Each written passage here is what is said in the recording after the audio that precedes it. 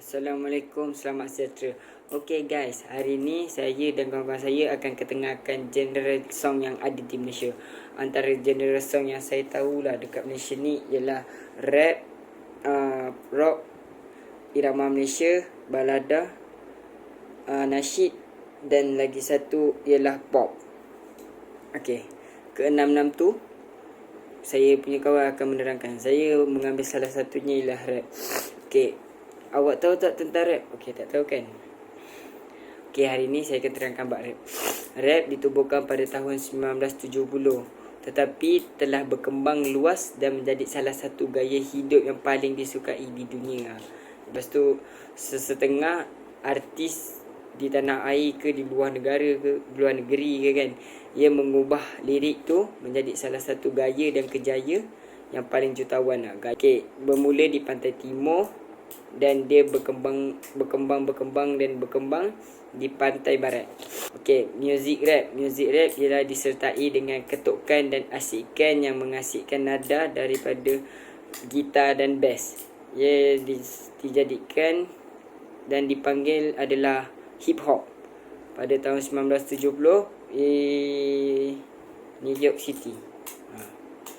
Okey, antara artis yang terkenal dan kejayanya ialah rap ialah di luar negeri, antaranya ialah Snoop Dogg, Eminem, Pitbull dengan lagi seorang 50 Cent.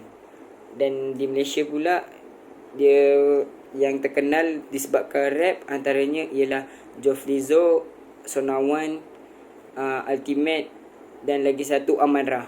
Dia tu dijadikan tu untuk satu kejaya. Hai, saya akan bercerita tentang muzik rock di Malaysia dan macam mana pengaruh muzik barat ini boleh sampai ke Malaysia. Okay, pada pertengahan tahun 1980-an, muzik rock ini mula berkembang di Malaysia dan pada waktu itu juga muncullah kumpulan rock tempatan yang terinspirasi daripada kumpulan rock barat seperti kumpulan Led Zeppelin, Van Halen, Deep Purple, Black Sabbath dan lain-lain lagi. Kemunculan rock tempatan menjadi semakin kuat, semakin galak, semakin rancak apabila pelbagai pengajuan pertandingan muzik rock peringkat kebangsaan telah dianjurkan, seperti pertandingan juara rock, Batu-Batu Perjuangan, Pesta Hiburan Kingsway, Festival Rock dan Battle of the Band 1 dan 2. Okay, pada pertengahan 1980-an sehingga akhir tahun 2000, Malaysia telah pun melahirkan pelbagai kumpulan rock tempatan yang sungguh meluas, dikenali di Indonesia, Brunei dan Singapura. Dan kumpulan-kumpulannya seperti contoh adalah Search, Wings, Left Handed, Gesang, Ariwatan, BPR, Maze, Handy Black, Black Rose, Spring, Crossfire, Junction, Medicine, Bloodshot Expedition, Sting, Slang, Exist, Iklim dan berbagai lagi. Okey, dan pada waktu itu tidak ketinggalan jugalah seorang wanita yang berjiwa rock dan kini juga dikenali sebagai Ratu Rock Malaysia, dan dia telah pun namanya meningkat semenjak tahun 1980-an, 1990-an dan tahun 2000, kerana lagunya Standing in the Ice juga dikenali di Amerika pada 4 Julai tahun 2020, kerana pada tahun waktu itu Amerika menyanyikan lagu itu untuk menyambut hari kemerdekaan mereka, dan ianya adalah Ella. Saya Asif, saya nak tambah sikit tentang tajuk yang kita orang pilih, iaitu muzik. Saya ambil general irama Malaysia. Pada tahun 1992, irama Malaysia telah masuk dalam salah satu kategori dalam pertandingan anugerah juara lagu sampailah 2008. Antara genre muzik yang dikategorikan di bawah irama Malaysia ialah joget, ghazal, zapeng, keroncang, dikir dan lain-lain. Di Malaysia juga ada beberapa penyanyi yang menyanyikan lagu dengan genre irama Malaysia. Antaranya ialah Datuk Siti Nurhaliza. Siapa tak kenal kan? Dia merupakan salah satu penyanyi yang terkenal.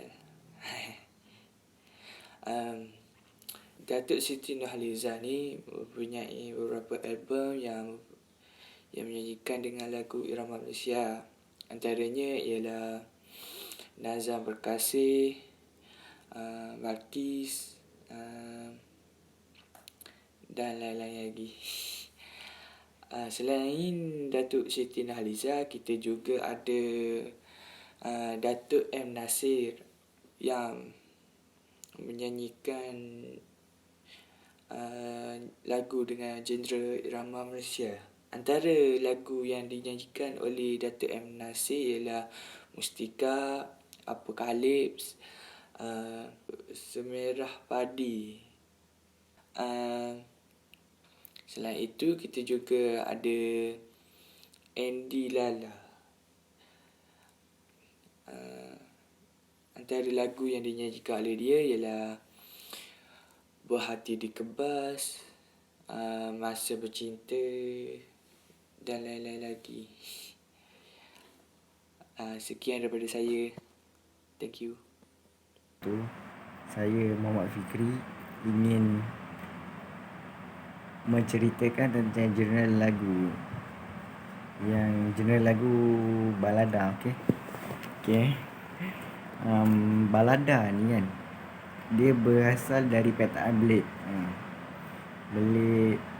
Lepas tu orang Perancis panggil dia chanson blade. Apa lagi? BLADE, blades. Lagu ni kan, genre lagu ni popular digunakan oleh British, Grand British.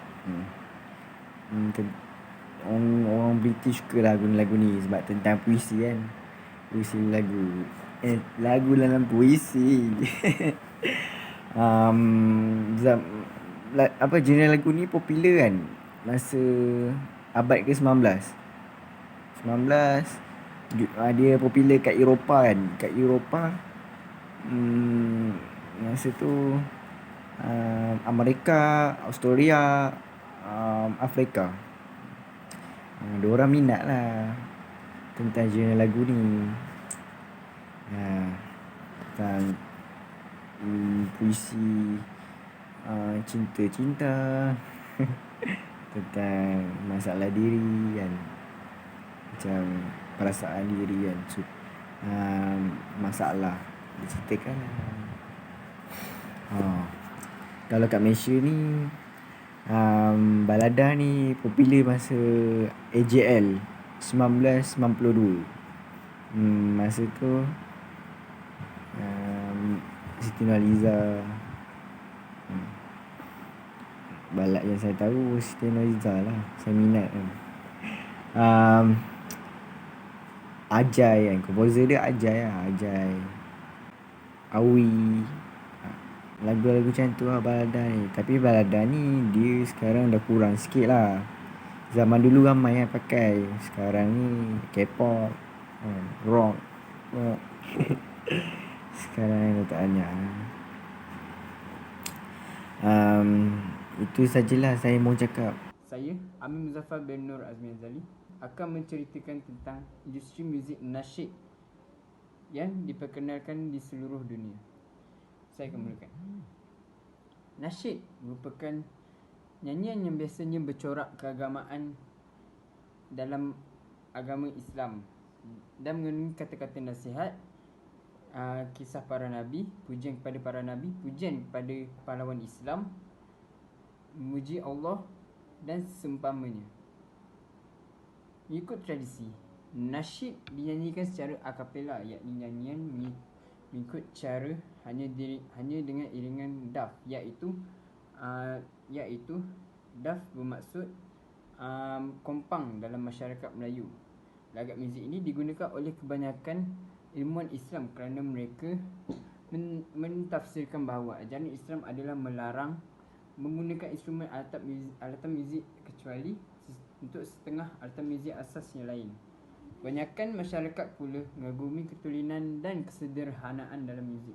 Generasi terbaru dalam arena muzik nasyid, yakni dari kalangan artis, menggunakan pelbagai instrumen musikal dalam seni mereka.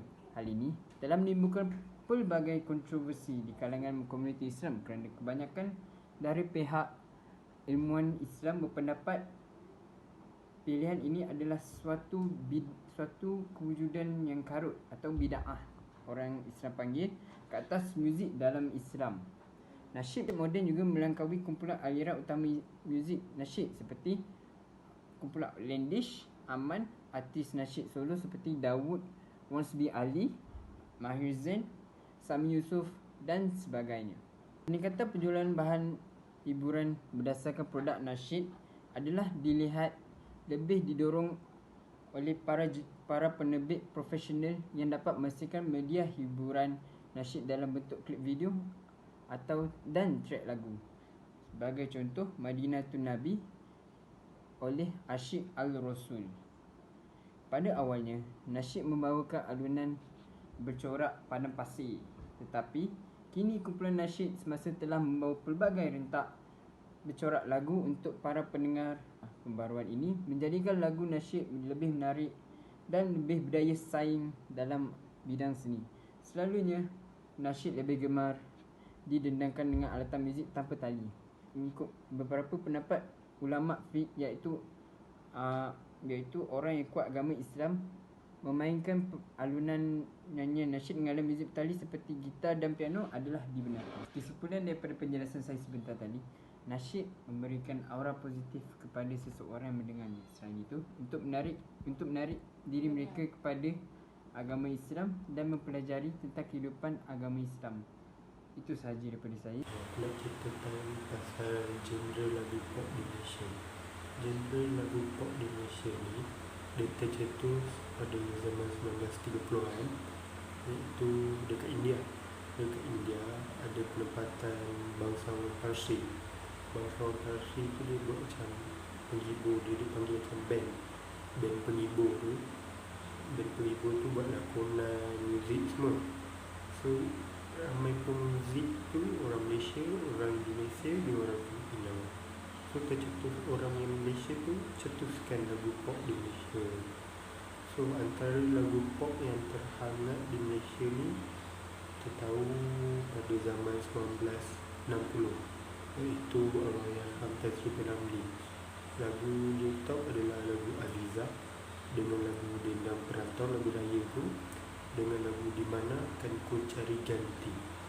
Itu lagu top Allahyarham Tan Sri P. Ramlee. Lepas tu zaman 1965 kan Singapura keluar daripada Malaysia. So lagu pop zaman tu dia macam merudum, sebab pusat industri muzik tu dia berpindah pada KL. So dia ambil masa sampailah 1990, iaitu zaman Raja dengan Ratu Pop Malaysia. Ratu Pop Malaysia ialah Datuk Sri Siti Nurhaliza. Dia lagu dia Kau Kekasihku, Aku Dengan di Syurgamu, Joget Pahang, Biarlah Rahsia. Okay. Lagu tu antara lagu dia top sampai dia dapat Ratu Pop Malaysia. Kalau Datuk Jamal Abdullah pula dia jadi Raja Pop Malaysia. Raja Pop Malaysia ni lagu dia yang paling popular adalah Azura. Itu yang dia dapat Raja Pop Malaysia. Okey, kalau yang penyanyi antarabangsa dapat penyampaian antarabangsa adalah Sheila Hamzah. Sheila Hamzah ni lagu Maaf, dia bunyi dia digunakan dalam filem dekat China, Roko Kingdom Magic Academy. Tercetuslah dia nyanyi dekat China. Okey, sampai di situ saja.